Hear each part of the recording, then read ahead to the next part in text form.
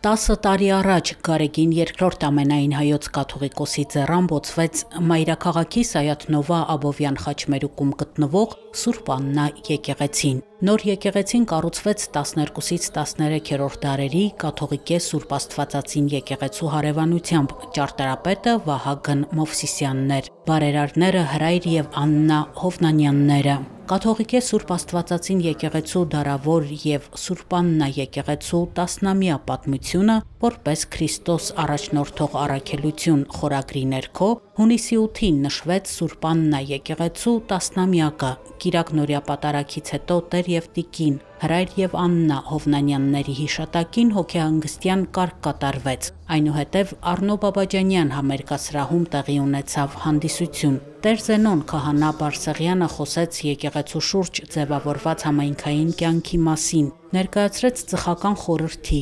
երիտասարդաց տիկնանց միությունների գործունեությունը, իրականացվող քարոզչական ու սոցիալական ծրագրերը։ Այդ գործունեության շնորհիվ է, որ Տիրոջ ողորմությամբ Սուրբ Աննա եկեղեցին միշտ լեցուն է իր հավատացյալներով, իր համայնքով, որը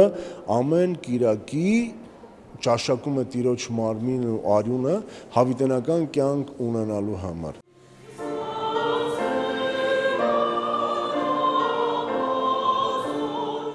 Բոլոր նրանք, ովքեր ներկայացան Առնո Բաբաջանյան համերգասրահի բեմում, եկեղեցու համայնքի անդամներ էին։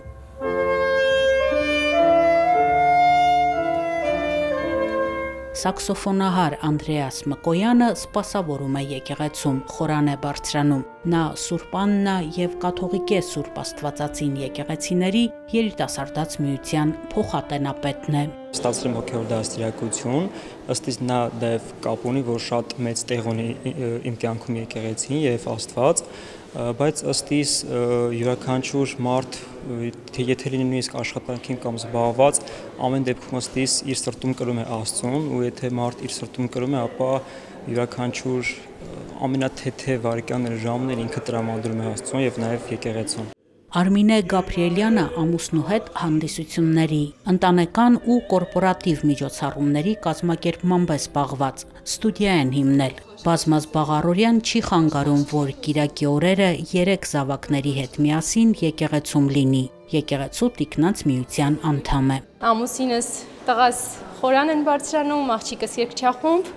Ես էլ փոքրիկիս հետ մասնակցում եմ պատարագներին։ Բացի շաբաթվա մեր առօրյա հարաբերությունները մեր հարազատների հետ, շաբաթվա մեջ այդ մեկ օրը այնքան ջերմորեն հանդիպում ես հավատացյալներին, այնքան մեծ սեր ու էներգիա ես ստանում նրանցից, մեծ օրհնություն ես ստանում հոգևորականներից ու իրապես խնամք, ես կասեմ խնամք, այո, որովհետև հենց եկեղեցու հոգևորականը մեծ խնամք է տանում և դա վկայում է եկեղեցու հավատացյալների մեծ բազմությունը, նրանք այնտեղ են, որտեղ տեսնում են այդ ջերմությունն ու խնամքը հոգևորականի։ Հանդիսավոր երեկոն կազմակերպել էին արվեստի հայտնի գործիչներ, որոնք ևս եկեղեցական համայնքի անդամներ են։ Ելույթ ունեցան եկեղեցու երգչախումբը, Կիրակնորյա դպրոցի սաները, երիտասարդաց միության անդամները։ Համայնքի անդամները ներկայացրին ավետարանական դրվագներ, հանդես եկան երաժշտական կատարումներով, ասմունքով։ Երեկոյի ընթացքում օրհնության գրեր բաշխվեցին։